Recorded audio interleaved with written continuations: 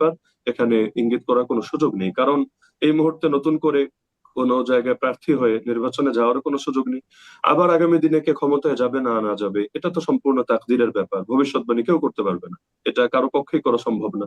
তো সুতরাং এখানে লক্ষ্যের ভেতর যে দুনিয়ার কোনো বিষয়টা নেই, এটা সকলের সামনে স্পষ্ট থাকবে, এটাই মূল বিষয়।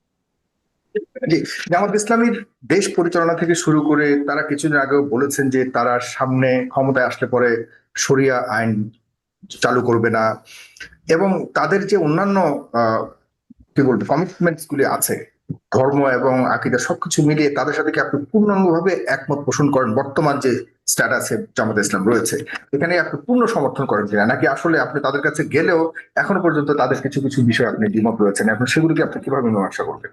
জি, প্রথমে তো এই কথাটা আমি আগেই ক্লিয়ার করেছি যে আকীদা যার যার, ফিকহি মাযহাব যার যার, এখানে কোনো দলের সাথে যাওয়ার মানে নিজের আকীদা তার পরিবর্তন মানে কি করা আপনি না। ওই যে ধর্মীয় আকীদাটাকে আপনি জামাত ইসলাম থেকে আলাদা করে দেখছেন?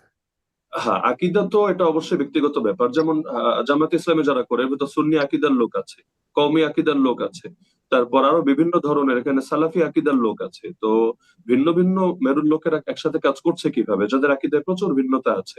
এজন্যই করছে যে এখানে পলিটিক্যাল ভিশনে তারা একমত। দ্বিতীয় বিষয় হলো, আপনি যেটা বললেন যে জামাত ইসলামী বলেছে তারা শরিয়া কায়েম করবে না, এটা একটা সম্পূর্ণ মিডিয়ার প্রোপাগান্ডা ছাড়া ভিন্ন কিছু না, উদ্দেশ্য প্রণোদিত শিরোনাম ছাড়া ভিন্ন কিছু না। এটা নিয়ে আমি সরাসরি আমিরা জামায়াতের সঙ্গে কথাবার্তা বলেছি। এইরকম কোনো বাক্য না তিনি বলেছেন, না জামাত ইসলামের অফিসিয়াল কোনো প্রতিনিধি বলেছে, বরং একজন খ্রিস্টান ভদ্রমহিলা তিনি বলেছেন। এবং তিনি বলার কিছুক্ষণ পরেই এহসান মাহবুব জুবাইর ভাই তিনি এটা কাউন্টার দিয়ে তিনি বিষয়টা ক্লিয়ার করেছেন। মূল বিষয় হলো যে বর্তমান প্রচলিত কাঠামোর রাজনীতির সঙ্গে জড়িত কোন দলই, সেটা জামাত ইসলামী হোক আর যে কোনো দলই হোক, তারা এই ঘোষণা দিতে পারবে না যে ক্ষমতায় আসার অব্যবহিত পরেই, মানে ক্ষমতায় আসা মাত্রই তারা পুরো সিস্টেমটাকে একদিনে চেঞ্জ করে ফেলবেন এবং যেভাবে পূর্ণাঙ্গ শরিয়া শাসনটা তারা এই প্রচলিত সিস্টেমে ক্ষমতায় গিয়ে একদিনেই কায়েম করবেন, এ কথা কেউ বলতে পারবে না। হুম। যদি কেউ বলেও এটা আবেগী একটা কথা হিসেবে বলবে, কিন্তু আপনি যদি আর রূপরেখা তার কাছে জিজ্ঞেস করেন, যেমনটা আমরা বিভিন্ন মিডিয়া সাক্ষাৎকারে আমি নজর রাখি, কেউ ক্লিয়ার বলতে পারছেন না। তো যেহেতু একটা সিস্টেমের ভেতর, হ্যাঁ, যদি একটা রেভলিউশন হয়, একটা বিপ্লব হয়, যেমন পৃথিবীর বহু রাষ্ট্রে হয়েছে, সেক্ষেত্রে সম্ভব। কিন্তু বিদ্যমান কাঠামোতে ক্ষমতায় গেলে পূর্ণাঙ্গ শরিয়া, আমি বারবার পূর্ণাঙ্গ শব্দটা বলছি এ কারণে যে শরিয়া মানে শুধু চোরের হাত কাটা না, শরিয়া মানে শুধু কেউ জিনা করলে প্রস্তরাঘাতে হত্যা করা না, বরং হুম। দুর্নীতি দূর করা। এটাকে শরিয়া না? সুদ বন্ধ করা, ঘুষ বন্ধ করা, বৈষম্য দূর করা, এগুলো কি শরিয়ার অংশ না? শরিয়া মানে মানুষকে গরিবের হক আদায় করা, যেখানে যেখানে গরিবের উপর জুলুম হচ্ছে এই খাতগুলোকে দূর করা, বেকারত্ব দূর করার জন্য প্রচেষ্টা চালানো, নারীর অধিকার সংরক্ষণ করা, এরকম হাজার উদাহরণ, থাউজেন্ডস উদাহরণ দেওয়া সম্ভব যেগুলো শরিয়া শিক্ষা। তো মাকাসিদে শরিয়া বলতে একটা ব্যাপার আছে, ইসলামী যারা ইসলাম নিয়ে পড়াশোনা করেছে সকলের সাথে পরিচিত। মানুষের জানের নিরাপত্তা, মালের নিরাপত্তা, সম্মানের নিরাপত্তা, প্রতিটা জিনিসের নিরাপত্তা, মৌলিক মানবাধিকার রক্ষা করা, সবই তো শরিয়া। তো এখন যদি কেউ মনে করে যে জামায়াত ইসলামী তারা শরিয়া কায়েমই করতে চায় না, আমি বলবো তাহলে জামায়াতের স্লোগান দেখলেই তো হয়, আল্লাহর আইন চাই, শত লোকের শাসন চাই। আল্লাহর আইনটা কি জিনিস? আল্লাহর আইন যেটা বাংলায় বলছে এর আরবি তো শরিয়া। তাহলে কেউ যদি বলে যে জামাত ইসলামী শরিয়া চায় না, তাহলে স্লোগান কেন পরিবর্তন করছে না? শরিয়া চায় না এমন কোনো কথা কেউ বলে নাই, কোনো ইমানদার কখনো বলতেও পারে না, বললে তার ইমান থাকবে কিভাবে? লেকিন যে প্রসঙ্গটা সব দলই স্বীকার করে সেটা হলো, আমরা এমন একটা পরিবেশের ভেতর আছি যেখানে একদিনই হয়তো পূর্ণাঙ্গ পরিবর্তনটা সম্ভব না। ফিকুল আউলাউইয়া ইসলামের একটা গুরুত্বপূর্ণ ব্যাপার, সর্বাধিক গুরুত্বপূর্ণ কাজ, এরপর তুলনামূলক দ্বিতীয় ধাপের গুরুত্বপূর্ণ কাজ, এভাবে প্রায়োরিটি দেওয়ার একটা ব্যাপার আছে।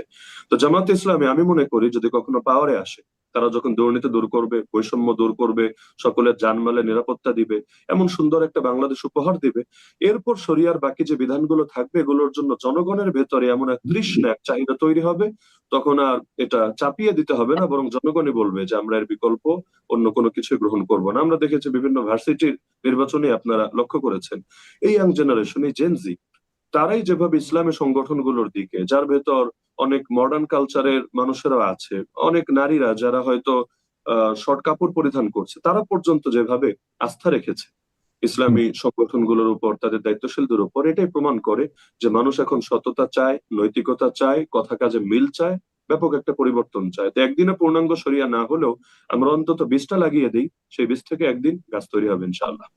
জি, আপনার সমালোচক একজন আছেন যিনিও দেখা যাচ্ছে যে ইসলামী আন্দোলনের রাজনীতি না করলেও তিনিও কিন্তু ওই আদর্শে বা ওই পক্ষে ওনার কথাগুলো যায়, ওনার বিশ্লেষণ, এটা অনেক সাধারণ মানুষ মনে করে।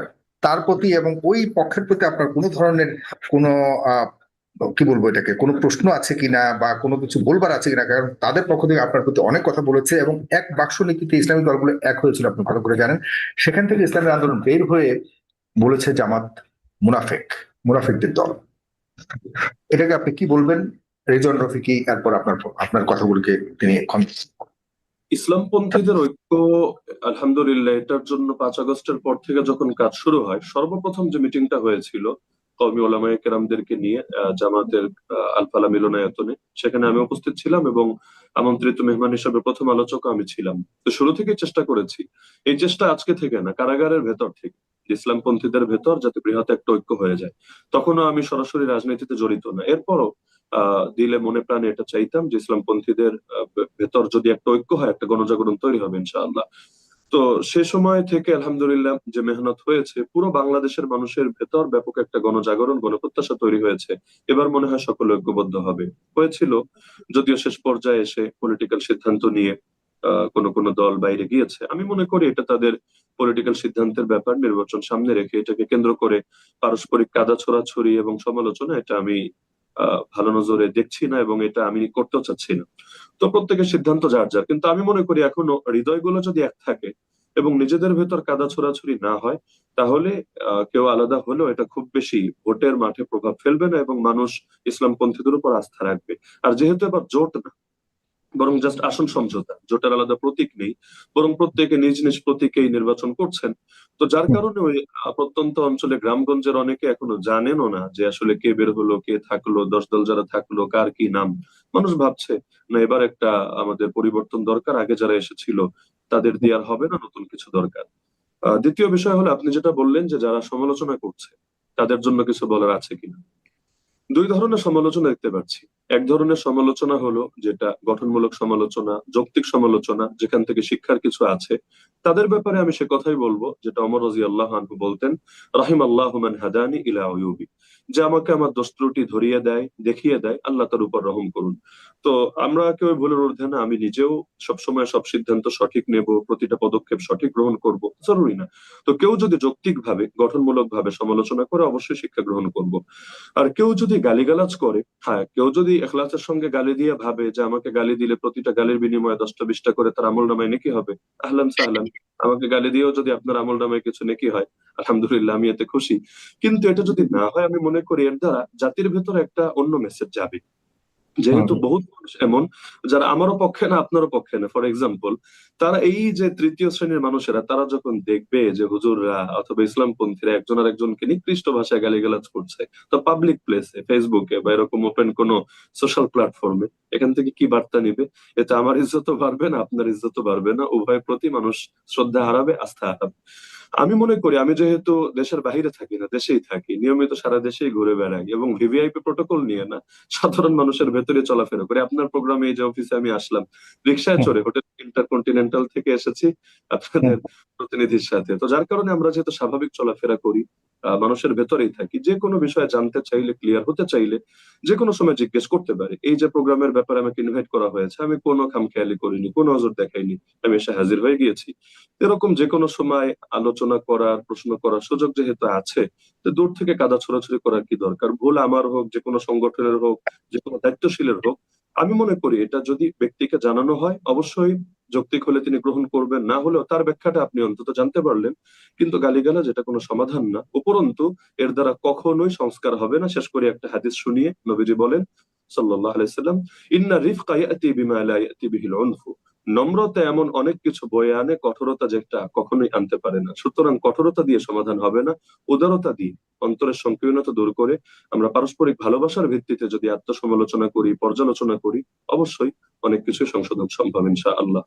আর সর্বশেষ কথা, কেউ যদি মনে করেন আমি বিভ্রান্তিতে পড়ে আছি, তার করণীয় হলো, আমি যেটা মনে করি ইমানি দৃষ্টিকোণ থেকে, আমার জন্য দোয়া করা, যে আল্লাহ তাআলা যাতে হেদায়েত দিয়ে দেন, সঠিক পথে পরিচালনা করেন।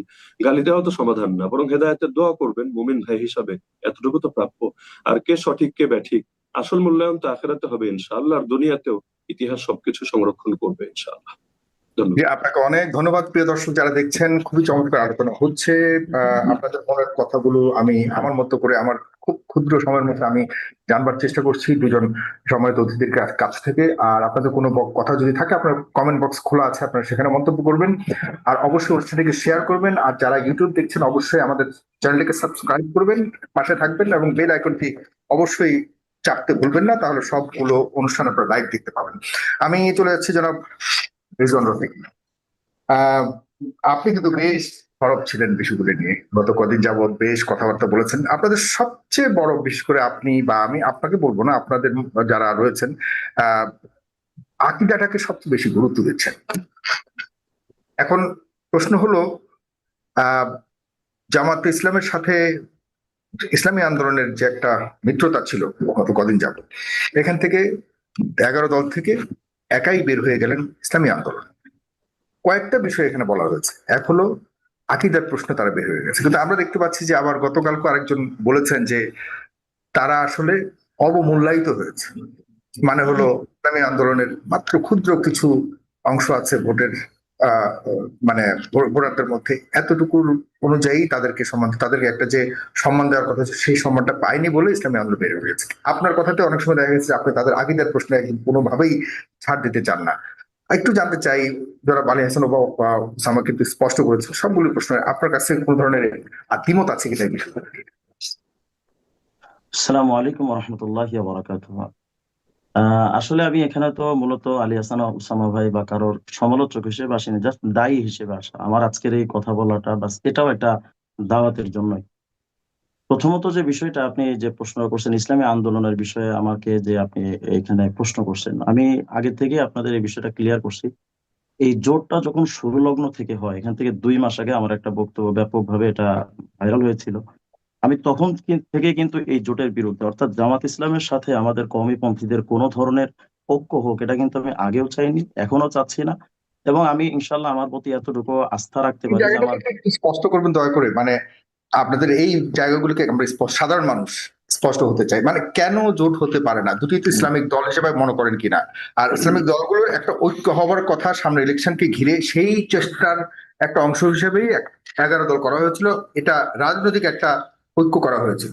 এখানে কেন আপনি মনে করছেন যে জামাত ইসলামের সাথে অন্যর কোনো মিলই হওয়া বা কওমিদের মিল হওয়া উচিত নয়? আমরা দেখতে পাচ্ছি যে শুধুমাত্র ইসলামী দল ছাড়া অন্য যারা রয়েছেন এরা অনেকেই কওমি অঙ্গ। প্রথমত বিষয় হলো যে জামাত ইসলামকে আমরা তো ইসলামিক দল মনে করি না। এটার মূল কারণের মধ্যে এটা অন্যতম, সেটা হলো যে জামাত ইসলাম কখনো আল্লাহ পাকের বিধান বা হুকুমত ইসলামী কায়েম করার জন্য তাদের আসলে তাদের সাংবিধানিক ভাবে তাদের সংবিধানটা যদি আপনি পড়েন, তো সংবিধানও দেখবেন যে তারা আল্লাহ দিন কায়েমের জন্য তারা বলে না, তারা কিন্তু আসলে মানব রচিত তন্ত্রের কথাই বলে। আমি বিষয়টা আরেকটু ক্লিয়ার বলি। আহ আমাদের আকাবের আসলাফ যারা, তারা সবসময় বলে আসছেন জামাত ইসলাম এবং আমাদের ইসলাম কখনো এক নয়। এর যদি বিস্তারিত আলোচনা হয় তাহলে আমার একটু সময় দিতে হবে, আমি বিস্তারিত সব তো আর পড়ে বলতে পারবো না, বা কিছু কিছু নমুনা আপনার সামনে পেশ করি। যেমন প্রথমত, জামাত ইসলামকে চিনতে হলে আমাদেরকে জামাতের প্রতিষ্ঠাতা মওদুদীকে চেনা দরকার। আমাদের এখানে মাঝখানে আমাদের উসামা ভাই একটা কথা বলেছেন যে জামাত ইসলাম এবং এটা একটা রাজনৈতিক সংগঠন, এটা কোনো আকীদা ভিত্তিক সংগঠন না। এবং তিনি এই কথাটা বলতে চাচ্ছেন বারবার যে মওদুদের আকীদার সাথে জামাতে যদি কেউ জামাত করে তাহলে তার কোনো সখ্যতা বা তার কোনো মনের মিল হওয়া বা আকীদার মিল হওয়ার কোনো প্রয়োজন নেই। এটা আসলে উসমান ভাইয়ের একটা, মানে যে তিনি যে কথাটা বলেছেন, এই কথাটা আমি মনে করবো যে উসমান ভাই এই কথাটা হয়তো না জেনেই বলেছেন। কারণ উসমান ভাইয়ের এই জিনিসটা জানা দরকার যে জামাত ইসলামের যিনি প্রতিষ্ঠাতা, তার হাত ধরেই এই জামাত ইসলামের বাংলাদেশের আগমন। এবং বাংলাদেশে যারা জামাত ইসলামের শুরু লগ্ন থেকে যারা নেতৃত্ব দিয়ে আসছে, তারা কিন্তু সর্বদাই এই কথাটা বলে আসছে যে জামাত ইসলাম এবং মওদুদি এক ও অভিন্ন। দেখেন, আমি এই ব্যাপারে আপনাকে বেশ কয়েকটা প্রমাণ আমি আপনাদের সামনে পেশ করতে পারি। জামাত ইসলাম এবং আমাদের মওদুদুল ইসলাম যে এক, এটার আমি 8টা প্রমাণ আপনাদের সামনে পেশ করি। 1 নম্বর হলো অধ্যাপক গোলাম আজম সাপ্তাহিক সোনার বাংলা 4 অক্টোবর 1991 এই দিনে অধ্যাপক গোলাম আজম বলেছিল জামাত ইসলামী ও মাওলানা মওদুদি এক ও অভিন্ন। এবং এই দিন মওদুদি সাহেব এটাও বলেছিল জামাতের 50 বছর পূর্তি উপলক্ষে এই অনুষ্ঠানে যে আবুল কালাম আজাদ, মাওলানা আবুল কালাম আজাদ এবং মাদানী, তারা ধর্ম নিরপেক্ষ মতবাদ গ্রহণ করে, তাই সেটাই বিশ্বাসী ছিল। সুতরাং তাদেরকে এক প্রকার কুফরি একটা ট্যাগ দেওয়া হয়েছিল। যাই হোক, এখানে অধ্যাপক গোলাম আজম স্পষ্ট করে বলেছে জামাত ইসলাম ও মাওলানা মওদুদি এক ও অভিন্ন। 2য় নম্বর প্রমাণ হলো মওদুদির চিন্তাধারা মওদুদী চিন্তাধারার স্বর্ণ ফসল জামাত। এটা আব্বাস আলী খান, সাপ্তাহিক সোনার বাংলা, 4 অক্টোবর 1991। এই কথাটা আব্বাস আলী খান বলেছিল, মওদুদী চিন্তাধারার স্বর্ণ ফসল হলো জামাত। 3 নম্বর প্রমাণ, অধ্যাপক গোলাম আজম, দৈনিক ইনকিলাব, 1 অক্টোবর 1991 বলেছিল, কোরআনকে বর্তমান যুগোপযোগী রূপে উপস্থাপন করেছেন মাওলানা মওদুদী। 4 নম্বর প্রমাণ, অধ্যাপক গোলাম আজম, দৈনিক ইনকিলাব, 1 অক্টোবর 1991, সে বলেছে, ইসলামী রাষ্ট্র কায়েমের ইচ্ছা থাকলে মাওলানা মওদুদীর লেখা বই পুস্তক অবশ্যই পড়তে ও বুঝতে হবে। তার মানে মাওলানা মওদুদীর বই পুস্তক না পড়লে কখনো ইসলামী রাষ্ট্র কায়েমের কোনো মানে স্বপ্নই দেখার কোনো সুযোগ নেই। তার মানে এই কথাই গোলাম আজম বারবারই এটা বোঝাতে চেয়েছে, মাওলানা মওদুদী এবং জামাত ইসলাম এক ও অভিন্ন। 5 নম্বর প্রমাণ, অধ্যাপক গোলাম আজম, সাপ্তাহিক সোনার বাংলা, 4 অক্টোবর 1991 বলেছে, আধুনিক যুগে ইসলামী রাষ্ট্র কায়েমে মাওলানা মওদুদী তাফসির পড়তে হবে। 6 নম্বর প্রমাণ, 4 অক্টোবর, সাপ্তাহিক সোনার বাংলা, ডক্টর জহুরুল হক ভুইয়া লিখেছে, তাফহিমুল কোরআন যুগান্তকারী তাফসির ও রেনেসা, মানে বৈপ্লবিক চিন্তা আনতে পারে এই তাফসিরে করে তাফহিমুল কোরআন। 7 নম্বর প্রমাণ, অধ্যাপক গোলাম আজম, সাপ্তাহিক সোনার বাংলা, 4 অক্টোবর 1991 বলেছে, তখনকার অর্থাৎ আগেরকার তাফসির ইসলামী আইনের ব্যাখ্যার জন্য উপযোগী ছিল না, তখনকার তাফসিরে মাসআলা মাসাইল গুরুত্ব বেশি ছিল। তার মানে মৌলানা মওদুদী তাফসিরের পুরা বিষয়টাকে একেবারে স্পষ্ট করে দিয়েছে, মানে পুরা কোরআন শরীফের মূল মগজ যে তাফসিরের মধ্যে লুকিয়ে, সেই তাফসিরটার মূল থিমটা দিতে পেরেছে একমাত্র মৌলানা মওদুদী। 8 নম্বর প্রমাণ, সাপ্তাহিক সোনার বাংলা, 4 অক্টোবর 1991, জনাব কামরুজ্জামান বলেছিলেন, ইসলামের জঞ্জাল নিষ্পত্তিতে মাওলানা মওদুদী তাফসির অনন্য সাধারণ। তার মানে এই 8টা প্রমাণ দিয়ে আমি এই কথাটা ক্লিয়ার বোঝাতে চাচ্ছি যে এই জামাত ইসলামের মূল যারা, বাংলাদেশের মূল যারা ছিলেন, তারা সর্বদাই এ কথা বলে আসছে, জামাত ইসলাম এক ও অভিন্ন। কিন্তু আমাদের একটা বিষয় দুঃখ লাগে কি জানেন, যে যারা হঠাৎ হঠাৎ করে এই জামাত ইসলামে ঢুকে যায়, বা যারা এই জামাত ইসলাম ঢুকে এদের ব্যাপারে মৌলিকভাবে তাদের জ্ঞান না থাকে, তখন তারা দেখা যায় হুট করে এসে বলে মাওলানা মওদুদী এবং তার আকীদা আমাদের জন্য পালনীয় নয়। অথচ মাওলানা মওদুদী এবং জামাত এক ও অভিন্ন। গোলাম আজমের বলা, তো গোলাম আজমের কথাকে এখন আমার প্রশ্ন হলো, যারা এখন বলছে মাওলানা মওদুদীর আকীদা আমাদের জন্য না গ্রহণ করলেও চলবে, তাহলে এরা কি সত্যবাদী নাকি গোলাম আজম সত্যবাদী? যদি একজন সত্যবাদী হয়, এরা যদি সত্যবাদী হয়, তাহলে গোলাম আজম মিথ্যাবাদী। কারণ গোলাম আজম নিশ্চিত স্পষ্ট করে বলেছে মাওলানা, জামাত ইসলামী ও মাওলানা মওদুদী এক ও অভিন্ন। তাহলে আজকে এই যে মৌলানা মওদুদীকে অস্বীকার করা হচ্ছে জামাত ইসলামের ভিতরে ঢুকে, এটা কেমন জানি সন্তান হয়ে বাপকে অস্বীকার করার মতো। 2 নম্বর বিষয় হলো, এখানে আমাদের উসামা ভাই একটা কথা বলেছেন যে জামাত ইসলামী এরা ইসলামিক রাষ্ট্র কায়েম করতে চায়, ইসলামের শাসন ব্যবস্থা কায়েম করতে চায়। এটা একটা সুস্পষ্ট মিথ্যাচার। এ ব্যাপারে আমি পরে আলোচনা করব, আগে আমি এই বিষয়টা একটু ক্লিয়ার করি যে এখানে যে মৌলানা আমাদের আলী হাসান ওসামা বলেছেন যে তার আকীদা আমাদের জন্য গ্রহণ করা বাধ্যতামূলক নয়, এই কথাটা যদি আমাদের মেনেও নিতে হয়, তাহলে আলী ওসামা ভাই দায়িত্ব নিক, আগামীকালকে ডক্টর শফিক এটা লিখে দিক যে আমরা মাওলানা মওদুদীর আকীদা বিশ্বাস করি না। এটা জাস্ট একটু লিখে দিক, এটা লিখে দিলে আমাদের আর কোনো ঝামেলা নাই। জাস্ট এটা এখন যেটা মাওলানা ওসামা ভাই বলছেন, এটা জাস্ট একটু মাওলানা ডক্টর শফিককে একটু লিখে দিতে বলেন যে আমরা মাওলানা মওদুদীর মাযহাবও মানি না, ফিকহও মানি না, আকীদাও মানি না। ব্যাস, তাহলে তো আর আমাদের কোনো ঝামেলা নাই এদের সাথে। ঝামেলা যদি হয়, এর পরবর্তী যে সংস্করণে যে ঝামেলাগুলো আসে সেগুলো নিয়ে আলোচনা হবে। কিন্তু মৌলানা মওদুদী কেন্দ্রিক আমাদের আজীবন, আমাদের শামসুল হক ফরিদপুরের রহমতুল্লাহ থেকে নিয়ে আজ পর্যন্ত যখনই কোনো বাহাস বা তর্ক অনুষ্ঠান হয়েছে বা যখনই কোনো আলোচনা পর্যালোচনা হয়েছে, সবখানেই এই মওদুদীবাদী এই কথাই বলেছে যে আমরা মওদুদীর আকীদা মানি না। আমার প্রশ্ন হলো, মওদুদী এমন একজন অভিশপ্ত ব্যক্তি যে তার আকীদাটা স্বীকার করতে এরা আসলে মানে এদের স্বচ্ছন্দ বোধ করে না। আমার মূল কথা হলো, উসামা ভাই যেটা বলেছেন, জাস্ট এটা একটু লিখে দিক, মওদুদীবাদীরা এটা লিখে দিক যে আমি আমরা একটা মৌলানা রিলেভেন্ট প্রশ্ন করি জনাব রিজওয়ান রফিকে, একটা রিলেভেন্ট প্রশ্ন করি, সেটা হলো যে এই যে জোটটা হলো, জোট বা সমঝোতা যেটা হলো, আসছেন সমঝোতা, সেখানে কিন্তু বারবার ইসলামী আন্দোলনের পীর সাহেব তিনি বলেছেন যে এটি আদর্শিক কোনো জোট না, এটি শুধুমাত্র নির্বাচনী জোট। তাহলে কি এমন কারণে আপনার এই জোট থেকে বের হয়ে যাওয়ার প্রয়োজন হলো?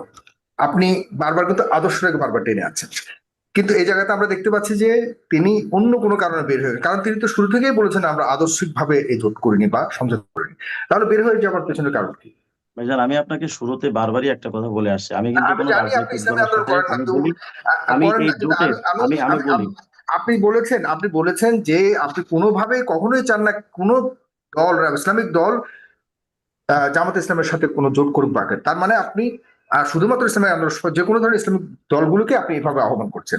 আমি যদি ইসলামিক দল ইসলামী আন্দোলনের কথা যদি আপনাকে পার্টিকুলারলি বলি, এটাকে আপনি কিভাবে দেখেন? এটা কি আদর্শিক জোট ছিল আমি তো কি ভাই, নাকি? ভাইজান সাগর ভাই, আমি কিন্তু ইসলামী আন্দোলনের কোনো মুখপাত্র না। আমি যদি আমি তাদের বলেছি, ব্যাপারে কোনো আমি কথা বলি, বলেছি আপনাকে হ্যাঁ। আমি জি। বলি, আমি তাদের ব্যাপারে কোনো জবাব দিলে এটা জাস্ট আমার গাল বাড়িয়ে চড় খাওয়া, না, তাছাড়া আর ঠিক কিছু না। ঠিক কারণ ঠিক আমি আছে, আমি জানি যে আপনি টোটালি করেন এই না, কিন্তু বিষয়ে আমি আমি আমি যেহেতু টোটালি আমাদের আদর্শিক ভাবে হোক। আপনার আলোচনাটা বেড়েছে গত কদিন যাবত শুধুমাত্র এই জোট ভাঙ্গা, বেরিয়ে যাওয়া, এবং আপনি এখনো বলেছেন যে জামাত ইসলামের সাথে কোনো, মানে ইসলাম, বিশেষ করে ইসলামী আন্দোলনের ব্যাপারটাকে আমরা অনেক মনে করি যে আপনার বক্তব্যের মধ্যে তাদের যাওয়া আসা, জোটে থাকা, বেরিয়ে যাওয়ার আমার অনেকটা প্রভাবান্বিত না করলেও আপনার অবস্থানটা ওই জায়গাতে আছে। তো আপনি ওদের রাজনীতি করেন না সরাসরি, সেটা স্পষ্ট। কিন্তু আমি বলতে চাচ্ছি যে ওই এই জোটটার মধ্যে বেরিয়ে যাওয়ার ক্ষেত্রে আদর্শিক না হওয়া সত্ত্বেও কেন বেরিয়ে যাওয়ার প্রয়োজন হলো বলে মনে করেন? যেহেতু নির্বাচনী জোট, এটা ইসলামী আন্দোলনের পীর সাহেব বারবারই বলেছে। এটা তো একমাত্র ইসলামী আন্দোলন বলতে পারবে। আমি তো ইসলামী আন্দোলনের আসলে তাদের দলীয় কেউ না। মানে আমি যদি আপনার এখন আপনার দেখেন, সমস্যাটা হলো শুধুমাত্র জামায়াতে ইসলামের আকীদার সমস্যা, আর কোনো কিছুই হ্যাঁ, না। ব্যাস ব্যাস এটাই। জামাত ইসলামের আকীদা, তাদের রাজনৈতিক চিন্তা, তাদের সবকিছুই তাদের ব্যাপারে আমার কাছে প্রশ্ন আছে। এরা আপনি যে কি মনে বলে, করেন এই যে আকীদার কারণে তাদের সাথে রাজনৈতিক জোটও করার কোনো সুযোগ নাই? আমি এটা সাপোর্ট করি না, ব্যাস। কিন্তু এটা এটা তো আমার আকিদাগত ব্যক্তিগত জোট ছিল না। আকিদাগত, হ্যাঁ, আমি এখানেই জানতে চাচ্ছি, আকিদাগত জোট যদি হতো তাহলে বুঝাতে পারতেন যে না, জামাতের সাথে আপনি কোনোভাবে এই আকিদা আমি বিশ্বাস করি না, সুতরাং কেউ আপনারা যাবেন না। কিন্তু আমি এটা একটা এটার বিরুদ্ধে রাজনৈতিক কেন জোট ছিল, ছিলাম আর আমি রাজনৈতিক বলি, সমঝোতা ছিল। আমি এটার বিরুদ্ধে কেন ছিলাম দেখেন। যদি হুম। জামাত ইসলামের সাথে রাজনৈতিক জোট হয়, তাহলে এখানে সবচেয়ে বড় যে সমস্যা দেখেন, কিছুদিন আগে বাংলাদেশে, এখন যদি মনে করেন বিএনপি কোন একটা কথা বলে ইসলাম নিয়ে, মানুষ কিন্তু এটাকে মনে করবে না যে এটা ইসলামের একটা আকীদা বা একটা বিশ্বাস বা ইসলামিক কোন চেতনা। কিন্তু হুম। জামাত ইসলাম যখন মাওলানা রূপ ধারণ করে দাড়ি টুপি মাথায় নিয়ে যখন কোনো অঘটন বা অনৈতিক কোনো কথা বলবে, মানুষ মনে করবে যে এটা হুজুরে বলেছে, মাওলানা বলেছে, ব্যাস এটা মনে হয় দলিল। দেখেন, এর একটা বাস্তব প্রমাণ কিছুদিন আপনি আগে মনে একটা করেন জামাত বক্তব্য। ইসলামে কোনো মাওলানা বা হুজুর নাই? হ্যাঁ, অবশ্যই আছে, আমি তো অস্বীকার করছি না যে তাদের মৌলানারা যখন এটা বলবে, আমি এটা হুম। বলছি, যখন তাদের কোনো আলেম এই কথাটা বলবে যে কোন একটা ইসলাম হুম। বিরোধী কোন একটা বিষয় বিষয় সে বললো, তখন মানুষ মনে করবে যেটা একজন মৌলানা বলেছে, ইসলামী জামাত ইসলামের একজন লোক বলেছে, সুতরাং এটা অসুবিধা কি? যেমন আমি একটা প্রমাণ দিই হুম। আপনাদের, কিছুদিন আগে না, এই সেটার মধ্যে সমস্যাটা কোথায়? মানে জামাত ইসলামের মধ্যে হ্যাঁ, যারা এই করেন, সমস্যাটা আমি যারা এই যারা সমস্যাটা তারা কি বলছি। আলেম নন? মানে আপনি কি মনে করেন তারা এই ধরনের ইসলাম নিয়ে কোনো কথা বলার কোনো অধিকার নাই, আপনি এটা মনে করছেন? অবশ্যই আছে। আমি তো বলছি, ইসলামে কোরআন হাদিস ভিত্তিক অবশ্যই কথা বলার সবার অধিকার আছে, কিন্তু হুম। ইসলামের নাম ব্যবহার করে, আলেম নাম ব্যবহার করে কোনো অধর্মকে বাস্তবায়ন করা বা কোনো ইসলামের আকীদা বিরোধী কোনো বক্তব্য প্রচার করার সুযোগ নেই। যেমন আমি একটা প্রমাণ দিই, আপনারা সমস্যাটা কোথায়। হুম। কিছুদিন আগে একটা স্লোগান উঠেছিল, হরি কৃষ্ণ হরি বল, আহ দাড়িপাল্লা এক টেনে পাল্লা তোল। ডাইনে তোল। তো এই যে বক্তব্যটা যখন দিল, দেওয়ার পরে একজন হিন্দু দেখলাম একটা যাত্রাপালা অনুষ্ঠানে একজন হিন্দু বলছে যে যদি ওরা বলতে পারে তাহলে আমরা বললে সমস্যা কোথায়। হুম, তা এটা তো পলিটিক্যাল একটা এই কথাটা, স্লোগান, সোজা। আমি বলি, এই কথাটা যদি একজন সাধারণ মানুষ বলতো যে ইসলামের কোন দলের মধ্যে নেই, এমন কোন মানুষ বললে কিন্তু এই হিন্দু লোকটা এই কথা বলার সুযোগ পেত না। যেহেতু তারা দেখছে যে একজন মাওলানা বলছে, জামাত ইসলামের একজন লোক বলছে যে হরি কৃষ্ণ হরি বল, দাড়িপাল্লা টাইলে তোল। তো এই বক্তব্য দেওয়ার পরে তাদের কাছে এখন না, মনে হচ্ছে যে না, হরি বল ঠিক এখানে আছে। একটা রাজনৈতিক প্রশ্নই আছে আপনার কাছে যদি বলি। আমি একটা হিন্দু রাজনীতি মানুষ, দেখছি না ভাই, না, আমাকে ঠিক আছে, রাজনৈতিক বাট না করলে হয়। আপনি কি মনে করেন কিনা রাজনীতি ধর্ম থেকে আলাদা? না, অবশ্যই রাজনীতি ধর্ম থেকে আলাদা না। বা রাজনীতি ও তাহলে সিয়াসত সেখানে ইসলামী, এটা ইসলামের একটা অংশ, কিন্তু আমি ইসলামিক রাজনৈতিক ব্যক্তিগতভাবে। দল আছে না, তাদের বিষয় নিয়ে আমরা কথা বলছি। এই যে হিন্দু লোকটার কথা বললেন, আপনার, আপনি কওমি ঘরানার আলোচক বা আপনি কওমি ঘরানার ইসলামিক বিশেষজ্ঞ বা ওই আদর্শকে আপনি লালন করেন। আপনারা যদি ক্ষমতায় যান বা আপনাদের আদর্শিক দলগুলো যদি ক্ষমতায় যায়, তাহলে হিন্দু মানুষদের অবস্থা কি হবে? হ্যাঁ, মানে দেখেন, কোরআন সুন্নাহর মধ্যে পিছিয়ে থাকবে নাকি? কোরআন সুন্নাহর ভিতরে যারা আহ, আপনারা কি শরিয়া আইন পালন করলে তাদেরকে মাস্ট আপনারা বাধ্য করবেন শরিয়া আইন পালন করতে হবে? দেখেন, ইসলামের মধ্যে অমুসলিমদের ব্যাপারে বেশ কিছু নিয়ম কানুন আছে, কিছু নিয়ম হুম। নীতি আছে, যাদেরকে ইসলামের জিম্মি বলা হয়।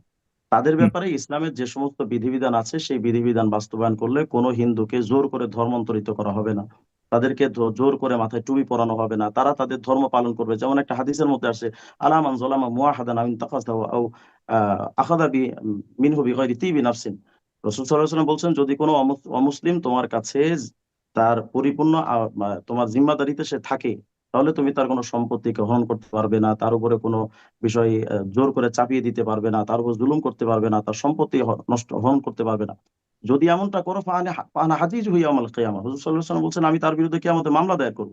সুতরাং অমুসলিম যারা, তারা ইসলামী শাসন ব্যবস্থার মধ্যে তারা তাদের সম্পূর্ণ অধিকার নিয়ে, তারা তাদের অধিকার নিয়ে থাকবে। ইসলাম কোনো বিষয় তাদের উপর চাপিয়ে দিবে এই আইন তো করে দেওয়া হয় না। সুতরাং ধর্ম ধর্মের জায়গায় থাকবে, তারা তাদের ধর্ম পালন করবে, কিন্তু এখানে বেশ কিছু শর্ত সারায় থাকে, যেমন তারা যদি আমাদের বিরুদ্ধে যুদ্ধ করতে না আসে বা আমাদের কোনো কিছুতে গালিগালাজ না করে, তাহলে সেক্ষেত্রে তাদের কোনো অধিকার হরণ করা হবে না। কিন্তু তারা যদি ইসলামিক রাষ্ট্রে বসবাস করে, শরিয়া ভিত্তিক একটা মানে রাষ্ট্রে আপনারা বসবাস করে, ইসলামিক রাষ্ট্র বসবাস করে সেখানে তো হিন্দুদের রাজনীতি করবার অধিকার থাকবে কিনা?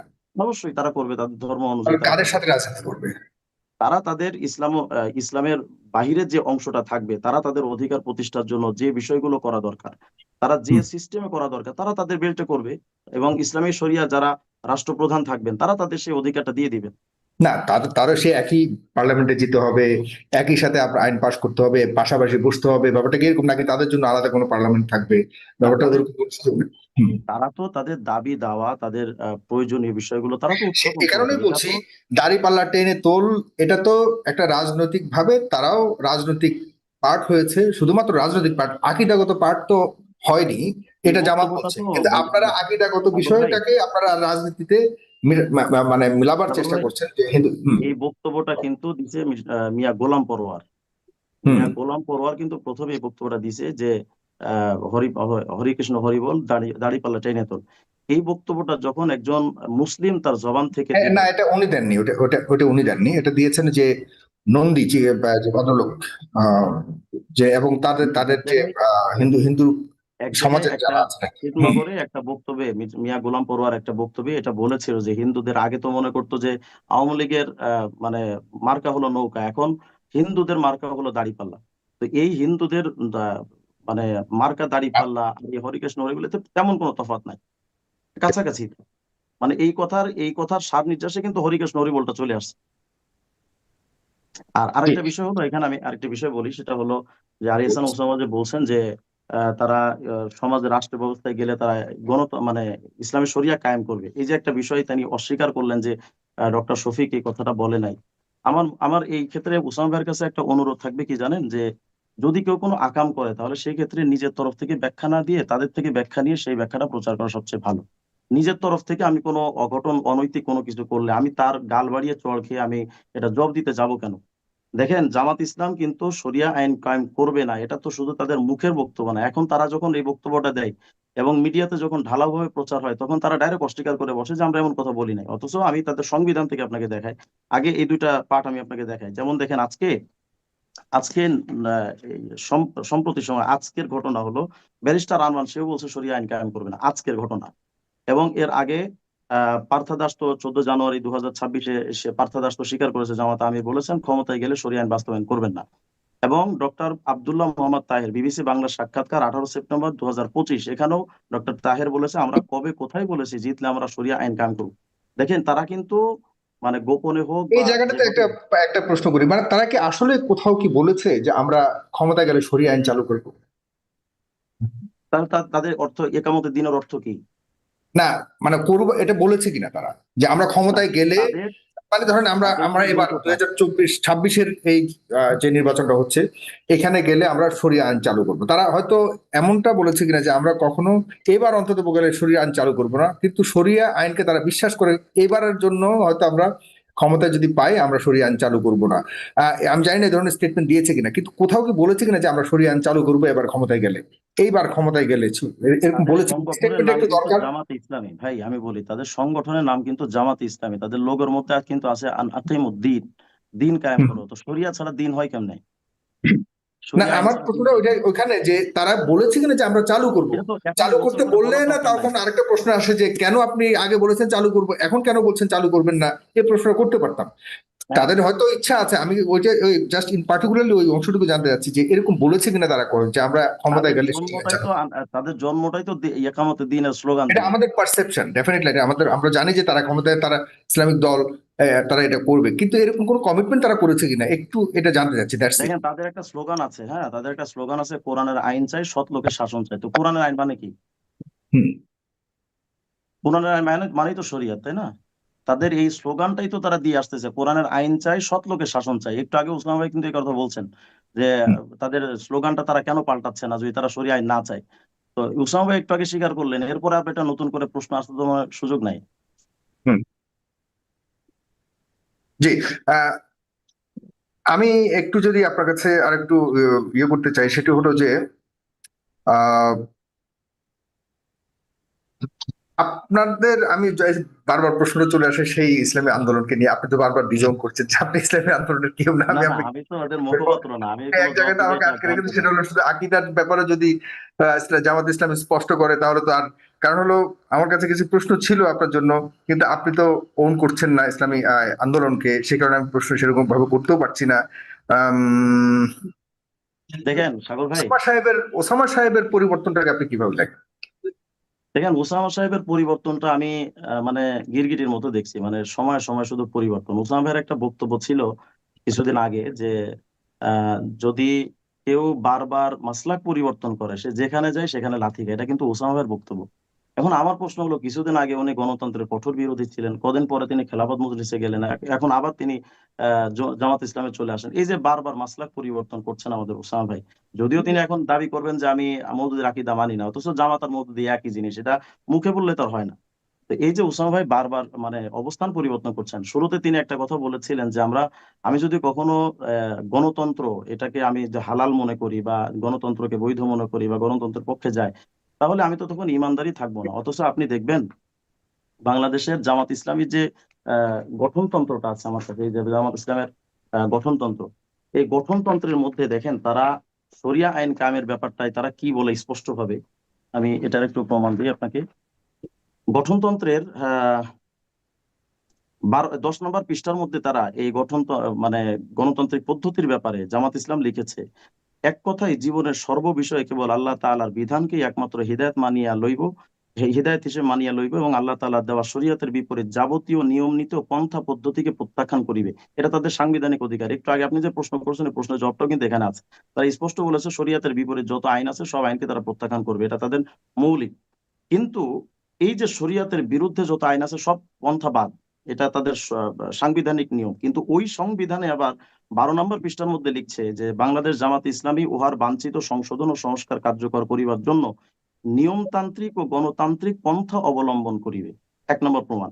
2 নম্বর, এই সংবিধানের 13 নম্বর পৃষ্ঠায় লিখেছে, সংঘবদ্ধ প্রচেষ্টার মাধ্যমে বাংলাদেশের নিয়মতান্ত্রিক ও গণতান্ত্রিক পদ্ধতিতে সুবিচারপূর্ণ শাসন কায়েম করিয়া সমাজ হইতে সকল প্রকার জুলুম শোষণ নীতি ও অবিচারের অবসান ঘটানো আহ্বান। আমার প্রশ্ন হলো, গণতন্ত্রের মাধ্যমে কি সমস্ত জুলুম অবসান করা সম্ভব কিনা? এটা আমার সম্ভবত ওসামা ভাই হয়তো তিনি জবাবটা দিবেন ইনশাল্লাহ, যে গণতন্ত্রের মাধ্যমে বা মানবরচিত তন্ত্রের মাধ্যমে জুলুম শোষণ দুর্নীতি অবিচার এগুলো মুক্ত করা সম্ভব কিনা। যদি না হয়, তাহলে জামাত ইসলাম এই যে কথাটা বললো যে গণতান্ত্রিক পদ্ধতিতে সুবিচারপূর্ণ শাসন কায়েম করিয়া গণতান্ত্রিক পদ্ধতিতে, তাহলে আমার প্রশ্ন হলো, যে গণতন্ত্র ওসামা ভাই কঠোর বিরোধী, সেই গণতন্ত্রের পদ্ধতিতে যারা সুবিচার কায়েম করতে চায়, ওসামা ভাই এদের ব্যাপারে তার রুই একই। 3 নম্বর প্রমাণ হলো, এই গণতন্ত্রের 13 নম্বর পৃষ্ঠার মধ্যে আপনি দেখবেন, নিয়মতান্ত্রিক ও গণতান্ত্রিক পন্থায় সরকার পরিবর্তন এবং সমাজের সর্বস্তরে আল্লাহ ভীরু চরিত্রবান সৎ ও যোগ্য লোকের নেতৃত্ব কায়েম চেষ্টা করা। আল্লাহ ভীরু লোকের ক্ষমতায়ন করবেন গণতান্ত্রিক পদ্ধতিতে। ওসামা ভাই এটাকে জবাব দিবেন যে গণতান্ত্রিক পদ্ধতিতে কোনো মানুষের এই সমাজে আল্লাহ ভীরু লোককে প্রতিষ্ঠা করা সম্ভব কিনা। 4 নম্বর, জামাত ইসলামের মূল লক্ষ্য উদ্দেশ্য কি, সেটা আমি ওসামা ভাইকে বলবো যে আপনি গঠনতন্ত্র একটু 12 নম্বর পৃষ্ঠাটা পড়েন। জামাত ইসলামের গঠনতন্ত্র 12 নম্বর পৃষ্ঠা লিখছে, ধারা নম্বর 3, বাংলাদেশে নিয়মতান্ত্রিক ও গণতান্ত্রিক পদ্ধতিতে ন্যায় ও ইনসাফ ভিত্তিক সমাজ প্রতিষ্ঠা করা এবং মহান আল্লাহ তাআলা সন্তুষ্টি অর্জন করা। ভালো করে এই বাক্যটা একটু সাগর ভাই দেখেন, বাংলাদেশের নিয়মতান্ত্রিক ও গণতান্ত্রিক পদ্ধতিতে ন্যায় ও ইনসাফ ভিত্তিক সমাজ প্রতিষ্ঠা। আমার প্রশ্ন হলো, ওসামা ভাই জবাবটা দিবেন আশা করি, যেহেতু তিনি বলছেন যে জামাত ইসলাম দিন কায়েম করতে চায়। আমার প্রশ্ন হলো যে এই ইনসাফ ভিত্তিক সমাজ গঠন করতে গিয়ে গণতান্ত্রিক সিস্টেমে সম্ভব কিনা, গণতন্ত্র দিয়ে সমাজে ইনসাফ কায়েম করা সম্ভব কিনা। আর 5 নম্বর প্রশ্ন জবাব হলো, 5 নম্বর বক্তব্য হলো, গণতন্ত্র দেশের স্বাধীনতা সর্বমত রক্ষার্থে যখন যে পদক্ষেপ প্রয়োজন তা গ্রহণ করতে হবে। এটা গণতন্ত্রের 26 নম্বর পৃষ্ঠায় জামাত ইসলাম লিখেছে যে গণতন্ত্রকে যদি রক্ষা করতে হয় তাহলে যে কোনো এ ব্যাপারে পদক্ষেপ নেওয়া উচিত। আমার প্রশ্ন হলো, গণতন্ত্রকে প্রতিষ্ঠা করার জন্য ওসামা ভাই আন্দোলন এই যে উনি জামাত ইসলামে ঢুকলেন, উনি এই ধারাগুলোকে তিনি স্বীকার করেন কিনা। যদি স্বীকার না করেন তাহলে উনি স্পষ্ট করে ভাবে বলুক যে আমি জামাত ইসলামের সংবিধান মানি না। আর যদি তিনি মেনেই যদি ঢুকে থাকেন, তাহলে আমার প্রশ্ন হলো যে আপনি যে বলেছিলেন যদি গণতন্ত্রকে কেউ মেনে নেয় বা গণতন্ত্রকে যদি কেউ বৈধ মনে করে নেয় তাহলে তার ঈমান থাকবে না। তাহলে আমার প্রশ্ন হলো, আমাদের ওসামা ভাইয়ের ঈমান আছে নাকি তার স্ত্রীকে হালাল আছে? আমার এই প্রশ্নের জবাবটা ওসামা ভাই দিয়ে দিই। জি, আমার দুইটা ছোট্ট প্রশ্ন আছে আপনার কাছে, এরপরে আপনার পর্বটা শেষ করবো। সেটা হলো যে আপনি একটু আগে তো বললেন, ওই শব্দটি আমি উদ্যোগ করছি যে উনি তাকে গিরগিটি বলেছেন, এই শব্দটি গ্রহণযোগ্য না, আমি এটাকে তুলে নিচ্ছি, আশা করি এটা করবেন। কিন্তু তিনি তার অবস্থানকে পরিবর্তন করছে, সেটা আপনি বোঝাতে চেয়েছেন। এই আপনার এই অনুভবটা কি এখন হলো তিনি জামাতে যোগ দিয়েছেন বলে এই কারণে হলো, নাকি এর আগেও ওনার প্রতি এরকম ধরনের একটা দৃষ্টিভঙ্গি আপনার ছিল? না না, একটা বিষয় হলো, যখন তিনি প্রথম গণতন্ত্র বিরুদ্ধে বা মানবরচিত তন্ত্রের বিরুদ্ধে ব্যাপকভাবে আলোচনা করতেন, আপনি দেখে দেখে থাকবেন যে সাগর ভাই, ওসামা ভাইকে কিন্তু মানুষ কলিজা দিয়ে ভালোবেসেছে, যেহেতু হুম। তিনি সকল মানে এখন কি গণতন্ত্র ভালোবাসে না? ভালোবাসে। কিন্তু আপনার তার লোক দেখেন, গতকালকে একটা লোক আমাকে কমেন্ট করছে যে ওসামা ভাইয়ের একটা বই কিনছিল উনি আজমতে সাহাবার উপরে, যখন তিনি জামাত ইসলামে যোগ দিয়েছে উনি ওই বইটা পুড়ায় ফেলছে। এটা কি ভালোবাসার নমুনা? তো এই যে উনি অস্থির প্রকৃতির মানুষ, মানে মুহূর্তের মুহূর্তে পরিবর্তন হচ্ছেন, এই জামাত হুম। ইসলামে কয়দিন থাকবেন সেটাও তো আমাদের এখন আমজনতার প্রশ্ন। যাক, এটা তার ব্যক্তিগত এটা বড় ব্যাপার। একটা প্রশ্ন করেছেন, এটা আমি জিজ্ঞাসা করবো ডেফিনেটলি জনাব ওসামা, আপনি বলবেন এটাকে। ইসলামী আন্দোলন সাগর বা ভাই, আমি আরেকটু ইসলামী আরেকটু আন্দোলন বলছি না, আমি দেখতেছেন আপনাকে। আমার, আমি 8:30 পর্যন্ত থাকতে চেয়েছিলাম, আমার তো আর প্রোগ্রামে যাওয়া দরকার। হ্যাঁ, সে ঠিক, আচ্ছা ঠিক আছে, আমি আবার আসছি আপনার কাছে। জনাব আলী হাসান বাবু, প্লিজ। অনেকগুলি প্রশ্ন করছেন, আমি নতুন কোনো প্রশ্ন করবো না। তবে আপনার পরিবর্তন করছেন আপনি বারবার। আপনার একটা অনুষ্ঠানে আপনি বহু আগে একটা ক্লিপ আপনাকে মনে করে দিতে, আপনি বলেছিলেন যে গণতন্ত্র কুফর, গণতন্ত্র হারাম। অথচ দেখলাম আপনি খেলাফত মজলিস গিয়ে আপনি ঘড়ি মার্কায় যোগ দিলেন। যে গণতন্ত্রকে কুফর বললেন, সেই গণতন্ত্র রাজনীতি আপনি ফিরতে চেয়েছেন। এটা কি আকিদাগত পরিবর্তন নাকি রাজনৈতিক, এরকম একটা প্রশ্ন আছে। এই অবস্থানকে কিভাবে দেখেন? যাক, মুফতি রেজওয়ান রফিকি ভাই অত্যন্ত লম্বা এবং সুদীর্ঘ আলোচনা করেছেন। প্রতিটা পয়েন্টে আমার সামনে আছে এবং আমি অল্প অল্প করে সবগুলো পয়েন্টের জবাব দিব। তাও কোনো একটা যদি ছুটে যায় আপনি আমাকে মনে করিয়ে দিবেন, ইনশাআল্লাহ সেটা জবাবও দিয়ে দিব। প্রথম পয়েন্ট তিনি বলেছিলেন যে জামাত কোন ইসলামী দল নয়। যেহেতু ইসলামী দল না, সুতরাং অন্য দলগুলো তার সাথে গিয়ে জোটবদ্ধ হোক, সেটা তিনি শুরু থেকে চাননি। ভালো কথা, তাকে অভিনন্দন। তাহলে বিএনপি কি ইসলামী দল নাকি আওয়ামী লীগ ইসলামী দল? বিএনপির সাথে যে জমিয়ত জোটবদ্ধ আছে, শুধু জোটবদ্ধ না, মাওলানা মনির কাসেমি সাহেবকে আমরা দেখেছি, তিনি বলেছেন তিনি রক্ত মাংসে বিএনপি, এবং শুধুমাত্র হুজুর দেখে জমিয়ত করছেন, না হলে তিনি বিএনপি, এবং এই পরিমাণ তোষামোদী তারা করছেন। তিনি এবং অন্যান্য আরো কয়েকজন প্রার্থী, সবার নাম আমি আনতে চাচ্ছি না, যে ওই দলের লোকরা পর্যন্ত বিরক্ত যে তোষামোদী এখনই যদি এই হারে করে, তাহলে ক্ষমতায় যাওয়ার পরে ওই দল যদি ক্ষমতায় যায় সেক্ষেত্রে কিভাবে তোষামোদী হবে। এবং তাহলে পূর্বে আনাস মাদানী এবং রুহি, মুফতি ফয়জুল্লাহ সহ যারা আওয়ামী লীগের তোষামোদী করেছেন, তাহলে তাদেরকে দোষারোপ করার দরকার কি? তো যদি এটা মেনেই নেন যে জামাত কোন ইসলামী দল নয়, এটাই যদি আমাদের রেজন রফিক ভাইদের দৃষ্টিভঙ্গি হয়, তাহলে আর জোট করতে ওনাদের বাধা কোথায়? যেহেতু ইসলামী দল নয় বলছেন, তাহলে অন্যান্য ইসলামী দল নয়, সেখানে গেলে জোট না। বিভিন্ন আলেম নৌকার প্রতীক নিয়ে, ধানের শীষ প্রতীক নিয়ে সেই দলে অন্তর্ভুক্ত হয়ে সংসদে পর্যন্ত গিয়েছেন। সেখানে কি ইমানের প্রশ্ন আসেনি? সব প্রশ্ন শুধু এই জায়গায় আসলো। বিষয়টা আসলে বেশ ইন্টারেস্টিং। দ্বিতীয় বিষয় হলো, তিনি 8টা পয়েন্ট দেখিয়েছেন যে তার মূল বিষয় ছিল যে মওদুদী ও জামাত এক ও অভিন্ন, এবং যারা, এগুলো দিয়ে তিনি বোঝাতে চেয়েছেন যারা জামাত ইসলামী করে সকলে আকীদায় এবং ফিকহি মাযহাবে তারা মওদুদীকে মানতে বাধ্য, এটা বুঝিয়েছেন। মজার বিষয় হলো তার আলোচনার মধ্যে এটার খণ্ডন আছে, কারণ তিনি আলোচনার মধ্যে হিন্দু প্রার্থীর কথা আনলেন। তো হিন্দু প্রার্থী কি মাওলানা মওদুদী সাহেবের আকীদাগুলো গ্রহণ করে তারপর তিনি নির্বাচনের মাঠে নেমেছেন, এবং ফিকহি মাযহাবের ক্ষেত্রেও তাকে ফলো করে তারপর নেমেছেন? বিষয়টা তো আসলে অদ্ভুত ব্যাপার। মজার বিষয় হলো দাবি এবং দলিলের মধ্যে মিল থাকতে হয়। আপনি প্রমাণ যেটা দিবেন দাবির সাথে এটা মিল থাকতে হবে। 8টা পয়েন্ট তিনি বললেন, সময় নষ্ট করে আমরা শুনলাম। একটা পয়েন্টের মধ্যে এমন এই জায়গাতে কথা, আমি একটু রিলেভেন্ট প্রশ্ন করি জনাব আলী হাসান, ওসামা, যে আমি আগে শেষ হিন্দু করি, হিন্দু আপনি হিন্দু প্রশ্নগুলো মানুষের তো আর এতে ইসলামিক দল করবার সে সুযোগ নাই। হিন্দু যে লোকটি রাজনীতি করছেন, এগুলো আমি ইসলামিক দল সবগুলো শেষ যদি করার জামাত পর ইসলাম আপনি, হয়ে থাকে, তাহলে কিভাবে একজন অন ইসলামিক বা অন্য কোনো ধর্মের রাজনীতি করার সুযোগ পায়? এই জায়গাটা এটা একটা কমন প্রশ্ন, আপনি এটা যে দয়া আপনার করে। প্রশ্নটা রাখছি, আমি এটা পরে জবাব দিচ্ছি ধারাবাহিকভাবে। তো যে 8টা পয়েন্ট তিনি বলেছেন, একটা পয়েন্টের মধ্যে এমন ক্লিয়ার কোনো বক্তব্য নেই যেখানে তিনি দেখাতে পেরেছেন যে জামাত ইসলামী করতে চাইলে মাওলানা মওদুদীর আকীদা এবং তার ফিকহি মাযহাব মেনে করতে হবে, এরকম বিশ্বাস কেউ রাখেন না। তো তার 8টা প্রমাণের একটার মধ্যেও আমরা দাবির সাথে দলিলের মিল পেলাম না। তিনি দেখাতে চেয়েছেন যে মওদুদী এবং জামাত অভিন্ন বা এক, এরকম কিছু বাক্য আনতে চেয়েছেন। তো একটা দলের প্রতিষ্ঠাতাকে দল থেকে তো আলাদা করা হয় না, বরঞ্চ যারা দল করবে তারা তার থিমটা নিয়ে করবে এবং থিম সামনে রাখবে, সেখানে যে যে ভুল ত্রুটি আছে, অসঙ্গতি আছে, সেটাকে স্কিপ করে। যেমন যে সমস্ত আলেম আওয়ামী লীগের নৌকা মার্কা নিয়ে সংসদে গিয়েছেন? তারা কি মুজিববাদের 4 নীতি মেনে গিয়েছেন? সমাজতন্ত্রে তারা ঈমান রেখে তারপর কি তারা সংসদে গিয়েছেন? ওই হুজুরদেরকে তো আমরা হাটাজারি মাদ্রাসা সহ বড় বড় মাদ্রাসায় দেখেছি, তারা বিভিন্ন সময় প্রতিনিধিত্ব করেছেন, গিয়ে মাহফিলে পর্যন্ত উপস্থিত থেকেছেন। তাহলে তাদেরই ব্যাপারে তো এই ফতোয়া আমরা শুনিনি যে তারা কাফের হয়ে গিয়েছেন, গোমরা হয়ে গিয়েছেন। একইভাবে যারা আহ জাতীয়তাবাদী দল অর্থাৎ বিএনপির সাথে যুক্ত হয়েছেন, বিএনপির মার্কা নিয়ে সংসদে গিয়েছেন, কেউ দল করে কেউ জোট করে, তাহলে তারা কি বিএনপির জাতীয়তাবাদ এবং অন্যান্য যে আকিদা আছে এবং আগামী দিনেও তারা যে রেইনবো নেশনের যে কনসেপ্টটা সামনে আনছে এর সঙ্গে শতভাগ একমত পোষণ করে তারা কাজ করছেন? নিঃসন্দেহে না। তাহলে একটা দলের প্রধানকে সেই দল থেকে আলাদা করা যায় না। তো চিন্তাধারা বলতে এই দলের যে কাঠামো, এই দলের কাজের পদ্ধতি, কর্মপন্থা, কর্মসূচি, এগুলো তো মওদুদী সাহেব যেভাবে উপস্থাপন করে গিয়েছেন সেটাই সংস্কার হতে হতে হতে ওই ধারাটাই তো চলে আসছে। কিন্তু এর মানে এটা না যে এখানে তাকে আকিদার ইমাম বা তাকে মাযহাবের ইমাম হিসেবে স্বীকৃতি দেওয়া হচ্ছে। তিনি বললেন ডাক্তার শফিক সাহেব আজকে লিখে দিক যে মওদুদী সাহেবের আকিদা এবং তার ফিক আমরা অনুসরণ করি না, অর্থাৎ তাকে আকিদার ইমাম ফিকের ইমাম মানি না। আমি বলবো উল্টাটার পক্ষে কোনো প্রমাণ আছে? আমি যে কথাটা বললাম যে আকিদার ক্ষেত্রে এবং ফিকহি মাযহাবের ক্ষেত্রে মাওলানা মওদুদীকে কেউ ইমাম মানে নাই, এটা তো আমি আমার থেকে বানিয়ে বলিনি, দায়িত্বশীলদের থেকে শুনেই বলেছি, বিভিন্ন সময়ে বিভিন্ন শ্রেণীর দায়িত্বশীলদের থেকে শুনেই বলেছি। এমনকি আমার এই লাইভ তো ইনশাআল্লাহ কয়েক মিলিয়ন মানুষও দেখবে।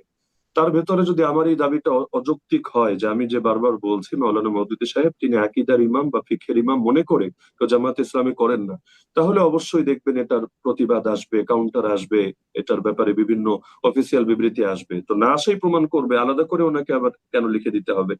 আচ্ছা, উনি মাঝখানে একটা বাক্য বললেন যে জামাত ইসলামীর সমস্যা হলো আলেম নাম ব্যবহার করে অপব্যাখ্যা। জামাত ইসলামীর কে আলেম নাম ব্যবহার করে আবার অপব্যাখ্যা করলেন? এখানে আলেম যারা তারা তো আলেম, হ্যাঁ আলেমও কখনো ভুল বলতে পারেন, সেটা ভিন্ন আলাপ, কিন্তু আলেম না হয়ে আলেম নাম ব্যবহার করে অপব্যাখ্যা আবার কবে করলেন? তিনি আরেকটা প্রসঙ্গ বললেন হরিকৃষ্ণ হরিবোল দাড়িপাল্লা টাইনে তোল, এই বাক্যটার ব্যাপারে যে এটা একটা ইসলামী দলের নেতারা কিভাবে বলেন। একজন হিন্দু প্রার্থী এটা বলেছেন, তো হিন্দু প্রার্থী তিনি যখন বলবেন তিনি তো তার জাতিকে তার ভাষাই বলবেন। তিনি দাবি করতে চাইলেন শুধু হিন্দু প্রার্থী না, কোন কোন মুসলিম কর্মীও এটা মুখে বলেছেন। এই নীতি আশা করি তিনি পরে আলেম হয়েছেন, না হলে কুফর কুফর না বাসদ। কোন একটা বাক্য যদি কুফরি বাক্য হয় কিন্তু আপনি সেটা জাস্ট কপি পেস্ট করলেন, সেটা আপনি উল্লেখ করলেন তাদেরকে কোনো একটা মেসেজ দেওয়ার জন্য, বা তারা কি বলে বা তাদের মানে ভেতরে কি মেসেজটা আছে এটা প্রচার করার জন্য, নিজের আকীদা হিসাবে না, বরং জাস্ট তাদেরটা কপি পেস্ট করার জন্য, এতে না ইমানের কোনো সমস্যা হয় না অন্য কিছুর কোনো সমস্যা হয়। তো হরিকৃষ্ণ হরি বলে বাক্যের উপর কোন মুসলিম ইমান নিয়ে তারপর এটাকে তারা ঘোষণা দিয়েছেন? বরং প্রচুর পরিমাণ আহ কারণ নির্বাচনের মাঠে আমরা জানি ভোটের রাজনীতিতে সবার ভোটের দাম এক। রেজন রফিকে ভাইয়ের ভোটের দামও যা, একজন হিরুঞ্চি একজন গাঞ্জট্টি ভোটের দাম তা, একই সমান। তো ভোটের রাজনীতিতে সবাইকে নিয়েই তো ভোট করতে হয়, এবং করার জন্য এখানে সবাইকেই আকর্ষণ করতে হয়, তাদেরকে তাদের ভাষায় বোঝাতে হয়। আমি নিজেও তো ফিল্ডে ছিলাম বহুদিন, একজন রিক্সাওয়ালাকে গিয়ে যেভাবে বুঝিয়েছি একজন প্রফেসরকে নিশ্চয়ই সেভাবে বুঝাইনি, একজন হিন্দুকে যেভাবে বুঝিয়েছি একজন মুসলিমকে নিশ্চয়ই সেভাবে বুঝাইনি, একজন আহলে হাদিসকে যেভাবে বুঝিয়েছি একজন সুন্নি ভাইকে সেভাবে বুঝাইনি। প্রত্যেকটার ধরন তো অবশ্যই আলাদা হবে। তিনি আরেকটা পয়েন্ট বললেন যে আমি এক সময় গণতন্ত্র বিরোধী ছিলাম, তারপর খেলাফত মজলিসে গেলাম, এরপর জামাত ইসলামীতে আসলাম। এটাকে কেন্দ্র করে তিনি একটা ব্যক্তিগত আক্রমণ করলেন। ব্যক্তিগত আক্রমণ করতে চাইলে যে কেউ করতে পারে। রেজন রফিকে ভাইয়ের পূর্ণাঙ্গ জীবনী না হলেও গত 7-8 বছর আমাদের সামনে আছে। তিনি কখন কার পক্ষ নিয়েছেন, আবার দুদিন পর তাকে লাথি মেরেছেন, তার উস্তাদের পক্ষ কখন নিয়েছেন, আবার দুদিন পর উস্তাদকে ক্রিটিসাইজ করেছেন, সব আছে। কিন্তু ব্যক্তিগত আক্রমণে আমি বিশ্বাসী না, এজন্য আমি সেই প্রসঙ্গগুলো সম্পূর্ণ স্কিপ করব। তিনি একটা গালিও দিয়ে বসলেন, যাই হোক, তিনি যদি মনে করেন আমাকে গালি দিয়ে তার কয়েকটা নেকি হবে, আমার সমস্যা নেই। কিন্তু যেই পয়েন্টটা তিনি বললেন যে গণতন্ত্র বিরোধী ছিলাম, এরপর খেলাফত মজলিসে গেলাম, জামাত ইসলামী আসলাম, তিনি আপনি বোঝাতে চাইলেন বড় বলেছেন আপনার ব্যাপারে যে আপনি অনেক পরিবর্তনশীল, মানে কোথাও অনেকদিন থাকেন না, এবং তো সামনেও যে এখানে থাকবেন আপনি এটা নিয়েও তিনি সন্দেহ প্রকাশ করেছেন। এই হ্যাঁ, ব্যাপারে আমি আপনি প্রতিটা পয়েন্টই বলবো, কোনোটাই বাদ দিব না ইনশাআল্লাহ। তো গণতন্ত্র বিরোধী ছিলাম, এখন গণতন্ত্রের পক্ষাবলম্বী হলাম। তিনি দাবি করলেন যে আগে হারাম বলেছি, তো এখন হালাল কবে বললাম? আমাকে কষ্ট করে ওনাকে লিঙ্কটা দিতে বলবেন যে আমি কোন লেখায় অথবা কোন বক্তৃতায় বললাম যে গণতন্ত্র হালাল, গণতন্ত্র ফরজ, গণতন্ত্র ওয়াজিব। দেখেন, রোকন সিলেবাসও যদি পড়ে, উনি আশা করি সমালোচনা করার আগে পড়ে নেওয়া উচিত। জামায়াত ইসলামের রোকন সিলেবাসও যদি তিনি এক নজর দেখতেন, সেখানে স্পষ্ট আছে, এটা আমার কথা না, আমি তো আমারটা বলা লাগবে না, এখানেরটাও যদি বলি, যে গণতন্ত্র বলতে পশ্চিমা গণতন্ত্র যেটা আছে এটার বিরুদ্ধে স্বয়ং মাওলানা মওদুদীর নিজেরও বই আছে। পশ্চিমা গণতন্ত্রের মূল কথাই হলো জনগণের সার্বভৌমত্ব বিশ্বাস করা, জনগণের সব ক্ষমতার মালিক, সব ক্ষমতার উৎস, তাদেরকেই আইন প্রণেতা বিধান প্রণেতা, এই ঈমান এই বিশ্বাস রাখা। এটা কখনোই কোনো ইসলামী দল, এই আপত্তি শুধু জামাত কেন, সব ইসলামী দলের উপরই করা যাবে, কিন্তু এটার সঙ্গে একটা ইসলামী দল একমত হবে না। আপনারা জানেন বিগত সময়ে আওয়ামী লীগের আমলে জামাত ইসলামীর তাদের বাতিল করে দেওয়া হয়েছে, নিবন্ধন। যেই যে কারণ দেখিয়ে বাতিল করা হয়েছে এর মধ্যে অন্যতম পয়েন্টই কিন্তু এটা। এটা তো ওনাদের কেন নজরে আসে না আমি বুঝি না। পয়েন্টই ছিল এটা যে তারা কেন রবের সার্বভৌমত্বের কথা বলে, আল্লাহই সকল ক্ষমতার মালিক, এই কথা তারা কেন বলে, জনগণ না সকল ক্ষমতার মালিক, এটা গণতন্ত্রের মূল কথা। তাহলে দেখা যাচ্ছে শত্রুর চোখ দিয়ে তাকালেই তো বোঝা যায় যে তারা আসলে এই সংগঠনটাকে কিভাবে মূল্যায়ন করে। বাস্তবতা হলো পশ্চিমা গণতন্ত্রের যে মূল কথা, জনগণের সার্বভৌমত্বে বিশ্বাস করা, এটা যে কেউ বিশ্বাস করলে তার ঈমান থাকতে পারে না। তাহলে বলবেন, তাহলে এই দলগুলো তারা যে আহ গণতান্ত্রিক ধারা রাজনীতি করছেন, যদিও রেজন রফিক ভাইয়ের উস্তাদ মামুনুল হক সাহেবও করছেন, অন্যান্য ইসলামী আন্দোলন এবং সব দল এই ধারাই তো আন্দোলন করছেন, এমন না বাংলাদেশে কেউ এখানে কোন সশস্ত্র জিহাদি ধারা আন্দোলন করছেন, সকলের পলিটিক্স এই সিস্টেমেই হচ্ছে। তো আপত্তিটা তো সকলের উপর আসবে। আমি আমার জায়গা থেকে ক্লিয়ার করছি, গণতন্ত্রের ব্যাপারে আমার আগের কথা যা ছিল এখনো তা আছে, ইনশাল্লাহ চিরকাল তাই থাকবে। বাকি হলো এই যে দলগুলো যারা গণতান্ত্রিক ধারায় রাজনীতি করছে, তাদের মুখ থেকে গণতন্ত্র শব্দটা শোনা আর পশ্চিমাদের মুখ থেকে গণতন্ত্র শব্দটা শোনা, দুইটা শুনলে একই তো দেখা যাচ্ছে। হুকুম লাগাতেও একই হুকুম লাগাতেই মন চাচ্ছে। কিন্তু এটা একজন আওয়াম করতে পারে, কিন্তু উনি একজন আহলে ইলম হিসাবে বুঝতে হয় যে কোন পরিভাষার উপর আপনি হুকুম লাগাতে চাইলে পরিভাষাটা যারা ব্যবহার করছে কোন অর্থে ব্যবহার করছে এটা আপনাকে সামনে রাখতে হবে। জাস্ট একটা আমি উদাহরণ যদি দেই, ইমাম তিরমিজির কিতাব যদি কেউ পড়ে, সুনানে তিরমিজি, সেখানে বারবার তিনি একটা শব্দ বলেন, হাযা হাদিসুন হাসানুন সহিহ, এই হাদিসটা হাসান ও এই হাদিসটা সহিহ। যে কোনো ছাত্র গেলে পেরেশান হয়, আল্লাহ এটা কেমন কথা, সহিহ হাদিস তো এটা অনেক উচ্চ ক্যাটাগরি, হাসান তো এটা তার চাইতে নিম্ন ক্যাটাগরি, একই হাদিস সহিহ, একই হাদিস হাসানো, যেমন একই লোক লম্বাও আবার ওই লোকটা খাটো, এটা কিভাবে সম্ভব? এখন এটার ব্যাখ্যা যারা দাওরে হাদিস পড়েছে, আলেম হয়েছে, সবাই জানে যে এখানে হাসান সহি এই শব্দটা আমি অন্য বই থেকে ব্যাখ্যা নিব, এরপর ইমাম তিরমিজির কথা বোঝার চেষ্টা করব, জীবনে বোঝা সম্ভব না। বরং ইমাম তিরমিজির পরিভাষা আলাদা, তার নিজস্ব পরিভাষা আছে। তিনি হাসান সহি একসঙ্গে বলে কি বুঝান, এটা তার ইলাল কিতাবের মধ্যে তিনি নিজে স্পষ্ট করেছেন যে আমার নিকট হাসান মানি এটা, সহি মানি এটা, অর্থাৎ অন্যদের পরিভাষা আলাদা, তার পরিভাষা আলাদা। তো এই যে তিনি সংবিধান থেকে বারবার দেখালেন যে গণতান্ত্রিক গণতান্ত্রিক গণতান্ত্রিক, এই শব্দটা যখন গঠনতন্ত্রে ব্যবহার করা হয়েছে এর দ্বারা কি মিন করা হয়েছে? এর দ্বারা এটা কখনোই মিন করা হয়নি যে তারা রবের সার্বভৌমত্ব অস্বীকার করে জনগণের সার্বভৌমত্ব বিশ্বাস করেছেন। এমনটা হলে তাদের নিবন্ধন কেন শেখ হাসিনা বাতিল করলো? বরঞ্চ এখানে উদ্দেশ্য হলো যে কোনো কিছু এখানে জনগণের উপর চাপিয়ে দেওয়া হবে না, যেহেতু বিদ্যমান কাঠামোর ভেতরে রাজনীতি করছেন যারাই ক্ষমতায় যাবেন, বাদ দিলাম জামাত না গেল, চরমনাই ক্ষমতায় গেল, তারা আজকে গিয়ে আগামীকাল থেকে চোরের হাত কাটা শুরু করবে? তারা ধর্ষক যারা আছে, জিনাকার যারা আছে, তাদেরকে বাইতুল মুকাররমের সামনে পাথর মেরে মেরে হত্যা করা শুরু করবে যদি তারা বিবাহিত হয়ে থাকে? এগুলো তারা করবে? হ্যাঁ, এখন তারা বলবে হ্যাঁ অবশ্যই করব যদি জনগণ ম্যান্ডেট দেয়, যদি জনগণ একমত থাকে। তাহলে ঘুরে ফিরে সে জনগণের কাছে কেন যেতে হচ্ছে? কারণ প্রচলিত সিস্টেমটাই এমন। হ্যাঁ, আমি আগেও বলেছি, কেউ যদি রেভলিউশন করে, একটা বিপ্লব ঘটায় এবং একটা বিপ্লবী সরকার প্রতিষ্ঠা করে, সেখানে এত ধরাবাঁধা এত কিছুর দরকার নেই। কিন্তু আমরা এমন একটা দেশে আছি যেটা দেখতে স্বাধীন হলেও চতুর্দিক থেকে খড়গ আমাদের উপর চেপে আছে এবং অনেকেই শব্দ নিয়ে অপেক্ষায় আছে যে শব্দটাকে চয়ন করে। তিনি বারবার বললেন যে তারা সরিয়া সরিয়ে শব্দটা কেন মুখে আনে না বা কেন অন্য কথাটা বলে। এই একটা শব্দের জন্য পশ্চিমা বিশ্ব একদম পুরা চাতক পাখির মতো মুখিয়ে আছে, খালি একটা শব্দ মুখ থেকে বের করবে, এরপর নিজেদের মতো ব্যাখ্যা করে তারা জাতিকে বোঝাবে, দেখো এরা দেশটাকে আফগানিস্তান বানাতে চায়, এরা মধ্যযুগীয় বর্বরতা ফিরাতে চায়। মূল বিষয় হলো বৃক্ষ তোমার নাম কি, ফলে পরিচয়, কাজ হওয়া দরকার, নাম কি দিল এটা মুখ্য বিষয় না। তো গণতন্ত্র এই শব্দটা যখন ব্যবহার করে, রকম সিলেবাসের মধ্যে আছে ইসলামী জমহুরি খেলাফত, এটা কি জিনিস? ইরানের নামের আগেও দেখবেন ইসলামিক রিপাবলিক, রিপাবলিক, তারা রেভলিউশন করে সরকারে গেল, তাহলে রিপাবলিক প্রজাতন্ত্র এই শব্দটা কেন রাখতে হলো? বাংলাদেশে এখনো আছে গণপ্রজাতন্ত্রী বাংলাদেশ, এই গণপ্রজাতন্ত্র কথাটা কেন রাখতে হচ্ছে দেশে? তাহলে মূল বিষয় হলো কোন ইসলামী দল যখন তারা গণতান্ত্রিক প্রক্রিয়া রাজনীতি করেন, তারা এই অর্থে করেন না যে তারা আল্লাহকে বাদ দিয়ে জনগণকে ক্ষমতার মালিক মানেন। তাহলে কি অর্থে করেন? স্পষ্ট কথা, তারা এই অর্থে করেন যে সার্বভৌম ক্ষমতার মালিক রব্বুল আলামিন, সকল ক্ষমতার মালিক রব্বুল আলামিন, তাকে ক্ষমতার মালিক মেনে তার সার্বভৌমত্বে বিশ্বাস করে নিজেদের যাবতীয় ক্ষমতা এবং এখতিয়ার তার দিন আর শরীয়তের মধ্যে অর্পণ করে দেওয়া, সীমাবদ্ধ করে দেওয়া, ব্যাস এটা, যেটা কোরআনের এই আয়াতের অর্থ, ফালা রাব্বিকা লা ইউমিনুনা হাত্তা ইউহাক্কিমুকা ফীমা শাজারা বাইনাহুম। তো গণতন্ত্র, পশ্চিমা গণতন্ত্রের যে মূলমন্ত্র, গণতন্ত্র মানে জনগণের শাসন, জনগণের সার্বভৌমত্ব, এটার বিরুদ্ধে আগেও বলেছি, এখনো বলছি, চিরকাল বলবো। আগে হারাম বলেছি, নতুন করে হালাল বলছি। এরকম কোন প্রমাণ যদি তার জানা থাকে আমাকে দিলে আমি উপকৃত হব।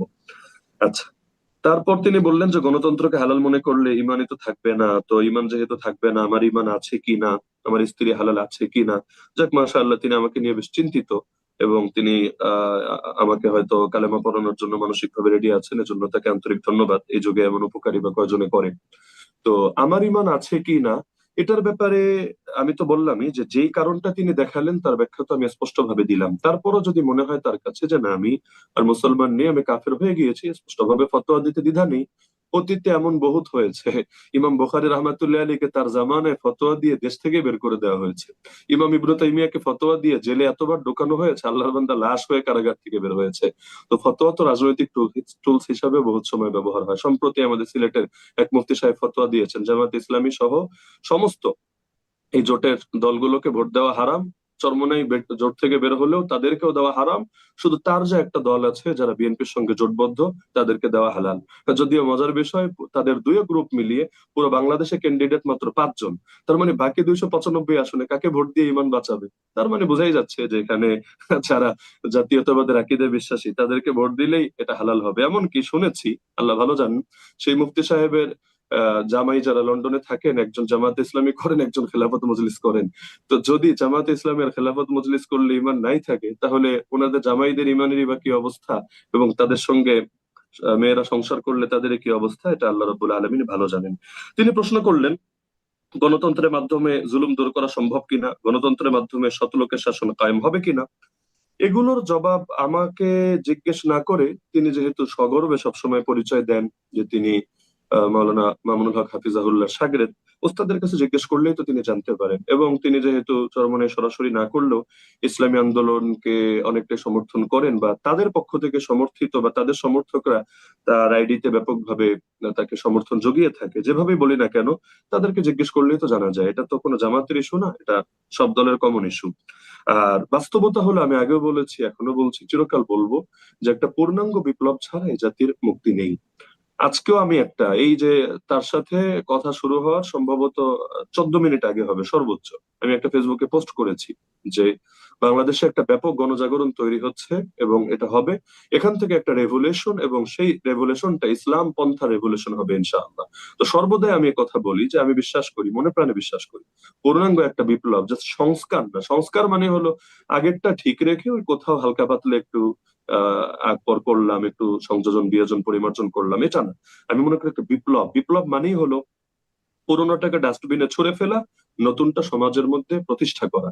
যেই বিপ্লবের স্বপ্ন নিয়ে এবারের আন্দোলনও হয়েছিল, ফ্যাসিবাদ উৎখাত হয়েছিল, যদিও না বিপ্লবী সরকার হয়েছে, না বিপ্লবের আশা পূর্ণ হয়েছে, অপূর্ণ রয়ে গেছে। এজন্য এটাকে আমরা গণ আন্দোলন বলি, বিপ্লবটা বলি না। তবে একটা বিপ্লব হবে, দুদিন আগে বা পরে সারা দেশে আমার আল্লাহ এই পরিবেশ করে দিবেন। ইমামরা বলতেন যে আল্লাহ যখন কোনো কিছু চান, নিজেই সেটার উপায় উপকরণ তৈরি করে দেন। ইযা আরাদাল্লাহু শাইআন হাইয়া আলাহু আসবাবা। হ্যাঁ, আরেকটা পয়েন্ট তিনি বলেছেন যে আমার তো কারো কথার ব্যাখ্যা দেওয়ার প্রয়োজন নেই, বরঞ্চ কেউ আকাম করলে এটার দায় আমাকে কেন নিব। হ্যাঁ, কথা অবশ্যই সত্য, এই নীতিতে আমি বিশ্বাস করি। তিনি যে কয়েকজনের কথা কোট করলেন, এখানে জামাত ইসলামী করে এমন অনেকে অনেক কথাই বলতে পারে, সেগুলো আমাকে ডিফেন্ড করতে হবে, এমন কোনো দায়, আটানা পয়সার দায় আমার নেই। এটা আমি কখনো করবো না। আমি তো সদা সর্বদাই সমালোচনা করে আসছি। আমার বাপ ভুল করলে আমি তারও সমালোচনা করবো, এবং এতে আমি কোনো লজ্জাবোধ করবো না। কারণ আবু বকর রাদিয়াল্লাহু আনহু খলিফা হয়ে প্রথম খুতবার মধ্যে এই পয়েন্ট বলেছিলেন যে আমি যতক্ষণ সঠিক তোমরা আমাকে সাহায্য করবা, ফাআইনুনি, আর যখন আমি ভুল পথে চলে যাব তোমরা আমাকে সোজা করে দিবা। তো যেই ভুল করবে, আমরা উস্তাদের ক্ষেত্রে এই নীতি আমরা মানি যে উস্তাদের ক্ষেত্রে, জাল্লাতের ক্ষেত্রে কারো অনুসরণ হয় না। এজন্য দেওবন্দি ওলামায়ে কেরামও কখনো সৈয়দুত তায়েফা হাজী ইমদাদুল্লাহ মুহাজির মক্কি রাহমাতুল্লাহি আলাইহি অনুসরণ করতে গিয়ে তিনি যেভাবে মিলাদ কিয়াম করতেন, দেওবন্দিরা এটা করেন না কেন? তারা মনে করেন এটা তার একটা বিচ্ছিন্ন মত, যে ক্ষেত্রে তিনি অনুসরণীয় না। এরকম প্রত্যেকেরই বিচ্ছিন্ন কিছু মত থাকে, কার নাই, কোন আলেমের নাই। এজন্য তো ইমামরা ফতোয়া পড়তে গেলে আমাদেরকে এই মূলনীতি শুরুতেই শেখানো হয় যে কেউ যদি বেছে বেছে ইমামদের, বড় বড় ইমামদেরও বিচ্ছিন্ন মত অনুসরণ করতে শুরু করে, সে কখনোই হকের উপর থাকতে পারবে না। কিন্তু তিনি যে প্রসঙ্গটা টানলেন, যে শফিক সাহেব নাকি বলেছেন আমির হুম। জামাত যে তিনি ক্ষমতায় গেলে শরিয়া কায়েম করবেন না, এই কথাটা তিনি কোথায় বলেছেন?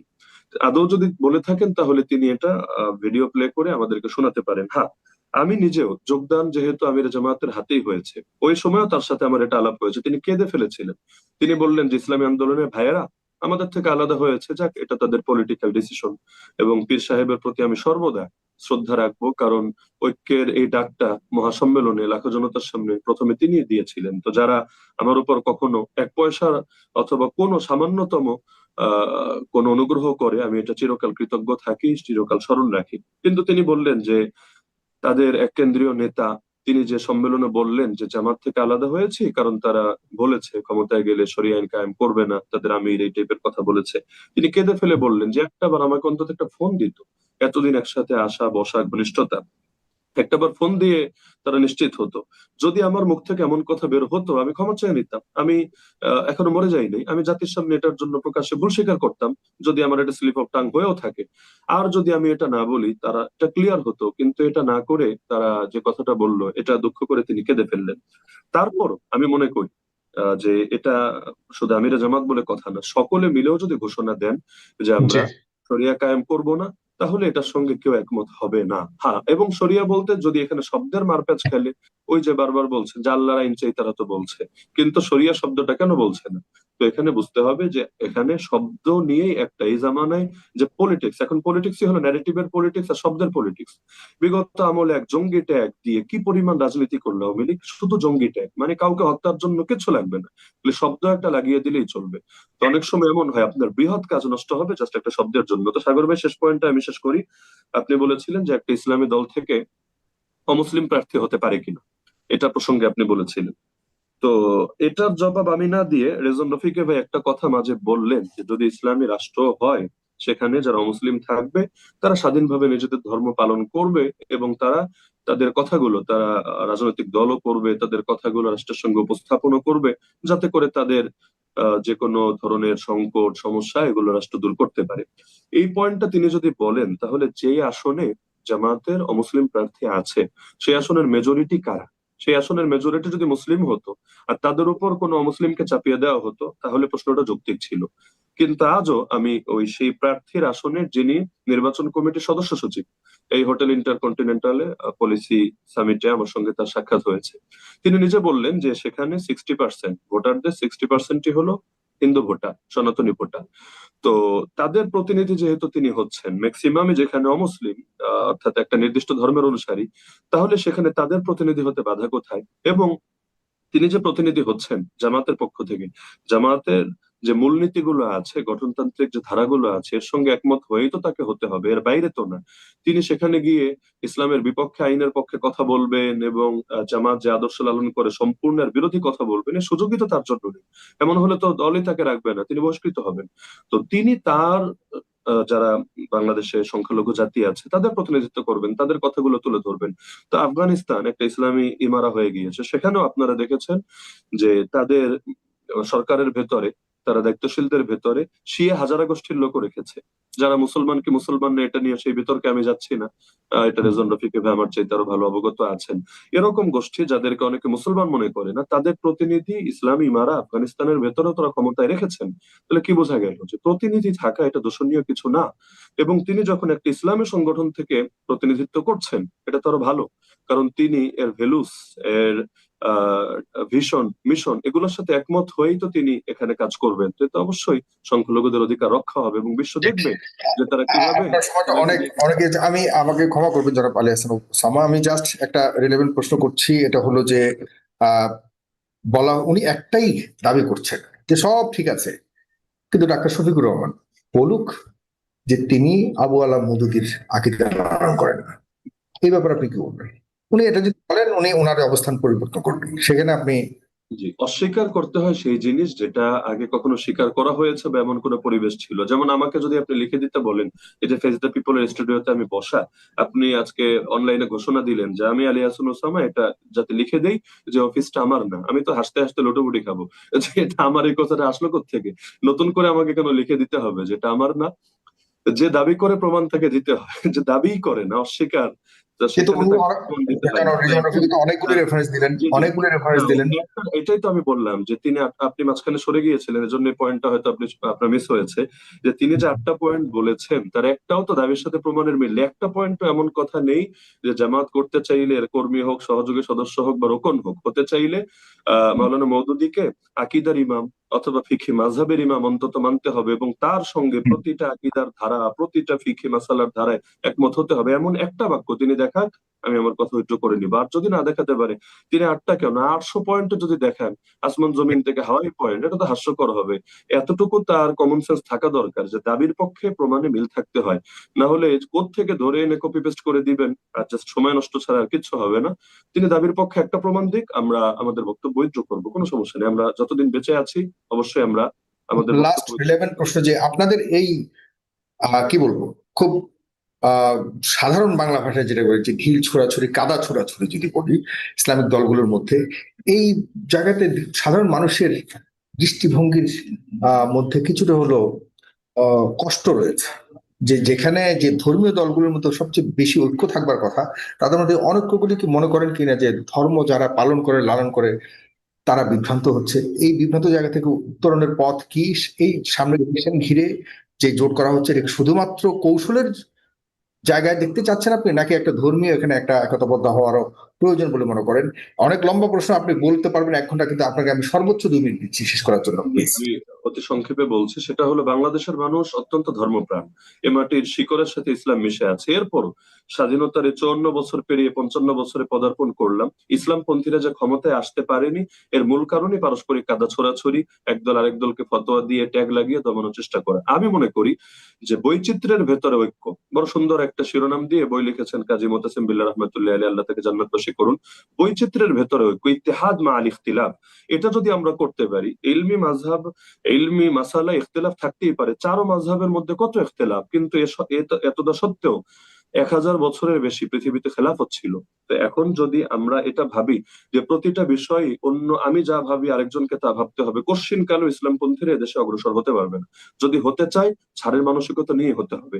এবং আমি মনে করি দূর থেকে গালিগালাজ না করে, ঢিল ছোড়াছুড়ি না করে, পারস্পরিক একসাথে এসে বসে একসাথে চা খেয়ে এই বিষয়গুলো যদি টেবিল টকের মাধ্যমে সমাধান করা হয়, বহু কিছু সমাধান হবে। যেমন এই যে আজকের আলোচনাটা, এটাও দরকার ছিল না এভাবে ওপেনলি লাইভে আসা। বরঞ্চ এটাও যদি আমরা পাশাপাশি চা খেতে খেতে আলোচনা করতাম, এর চাইতে আরো সুন্দর পয়েন্টে বের হয়ে আসতো। কিন্তু এমন একটা সময় আমরা উপনীত হয়েছি যখন অত্যন্ত দুঃখজনক ভাবে নির্বাচনের কাছাকাছি টাইম, দরকার ছিল কি আর আমরা কাজ করছি কি। তো আমি মনে করি যে এই ফতোয়া, ঢিল ছোড়াছুড়ি, কাদা ছোড়াছুড়ি এগুলো বাদ দিয়ে অন্যের মতকে শ্রদ্ধা জানানোর চেষ্টা করে, ইত্তেহাদ মা আল ইখতিলাফ। সর্বশেষ আমি বলবো, সংখ্যালঘু যারা আছে, অন্য ধর্মের যারা আছে, তাদের প্রতি যে উদারতাটা সব দল দেখানোর চেষ্টা করছে, অন্তত এতটুকু উদারতা, বেশি নাই মানলাম, এতটুকু উদারতা নিজের মুসলমান ভাইয়ের ব্যাপারে যদি দেখায়, অন্য ইসলামী দলের ব্যাপারে দেখায়, পুরো বাংলাদেশ চেঞ্জ হয়ে যাবে ইনশাআল্লাহ।